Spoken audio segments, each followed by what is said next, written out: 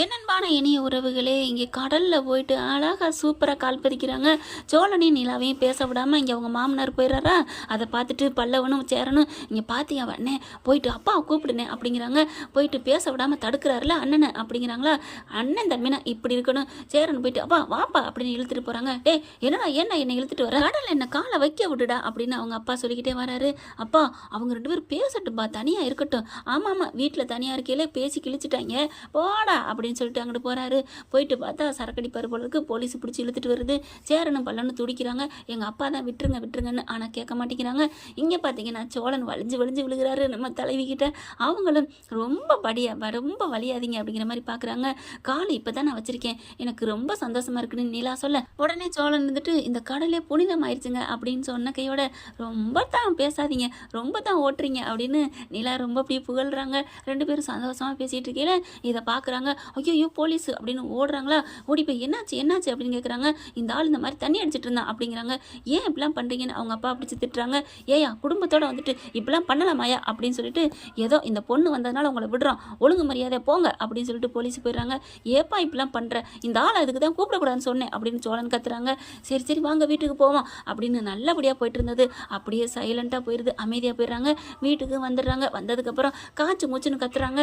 அவங்க அப்பா போட்டுக்கிட்டு போடா என்னடா ரொம்ப பண்ணுறீங்க அப்படிங்கிறாரு. அடுத்து பார்த்தா சோழன் ஸ்கூட்டியை வந்து சரி பண்ணிக்கிட்டு இருக்காங்க. ஏங்க உங்களுக்கு ஓட்ட தெரியல, நான் எடுத்து ஓட்டலாமா அப்படி இப்படின்னு வம்புழுக்கிறாரு. ஓட்ட தெரியலன்னு சொல்லிட்டு வாயாலே கெடுத்துக்கிறாருங்க நம்ம தலைவர். பார்த்தா அப்படியே ஒரு மாதிரியா முகம் போயிடுது நிலாவுக்கு. அப்படியே பல்லவன் பார்க்குறா. ஏன்னே அப்படின்னு சொல்லிட்டு நிலா என்ன பண்ணுறாங்க, நான் ஓட்டி காமிக்கிறேன் அப்படின்னு வண்டியில் ஏறி உட்கார, சோழன் இருந்துட்டு நானும் உட்காரட்டுமா அப்படின்னு சொல்ல, உட்காந்துக்கங்க அப்படின்னு சொல்லிட்டு 2 பேரும் பஞ்சாப் பறக்குறாங்க. சோழன் உலகத்திலே இல்லைங்க, அப்படியே வானத்தில் பறக்கிறாருன்னு சொல்லலாம். அடுத்து பார்த்தீங்கன்னா பல்லவனை கூட்டிக்கிட்டு காலேஜுக்கு போயிட்டு இருக்காங்க நிலா. போகிற போக்கிலே பார்த்தீங்கன்னா அந்த பிள்ளையோட அண்ணன் வந்துடுறாங்க. வானதியோட அண்ணன் வந்து 4 ரெவடிங்களோட வந்து பயங்கரமாக கேவலமாக பேசுகிறான். அப்படியே நிலா ஆடி போகிறாங்க. கூசி போகுதுங்க. ஒரு 4 ஆம்பளைங்க 5 ஆம்பளைங்களோட ஒரு பொம்பளை இருக்கினா நீலாம் எப்பேற்பட்டவன்னு தெரியாது அப்படின்னு மட்டமாக சொல்ல, பல்லவன் என்ன பண்ணுறாங்க, வேகமாக பாஞ்சு அடிக்க போகிறாங்க. பல்லவா வேணாம் அப்படின்னு சொல்லிட்டு தடுத்துடுறாங்க நம்ம தலைவி நிலா. அடுத்து பார்த்தா என்ன எங்கள் அப்பா அம்மாவை திட்டுனியாமே, என்ன நினச்சிட்டு இருக்க ஆய்வுன்னு கத்துறாரு. என் தங்கச்சி அந்த வீட்டில் விட முடியுமா, அது ஒரு மோசமான குடும்பம் அப்படின்னு கத்துறாங்க.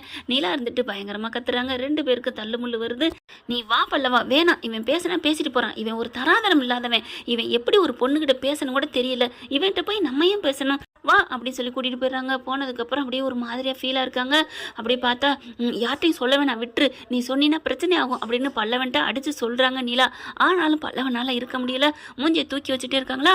கரெக்டாக பார்க்குறாங்க. சோழன் ஏன்டா ஒரு மாதிரியாக இருக்க அப்படின்னு கேட்க, அண்ணே ஒன்று நடந்தது தெரியுமா அப்படின்னு கேட்க, என்ன நடந்துச்சு அப்படின்னு கேட்க, அங்கே நிலாவை அசிங்கமாக பேசினா இல்லையா, அதை எல்லாத்தையும் சொல்லி விட்டுறாரு. சொன்னதுக்கப்புறம் விடுவாரா என்ன, செம்ம காண்டாகிறாரு. அடி செம்ம தூள் கிளப்புறதுக்கு கிளம்பி போயிடறாங்க. போயிட்டு டேய் வெளியில் வாடா அப்படின்னு சொல்லிட்டு வானதி அண்ணனை கூப்பிட்றாங்க. கூப்பிட்ட கையோட சும்மா மாஞ்சு அடிக்கிறாரு. எப்படா என் பொண்டாட்டியை பற்றி பேச போச்சு, என் நிலா கால் தூசி பெறுவீங்களாடா, என் நிலாவை பற்றி பேசுறதுக்கு நீங்கள் யாருடா அப்படின்னு சொல்லி அடி துவம்சம் பண்ணிடுறாங்க. அடி உங்கள் வீட்டு அடியில் எங்கள் வீட்டு அடியில் அடி கொடுத்து கழட்டிட்டு வீட்டுக்கு வந்துடுறாங்க.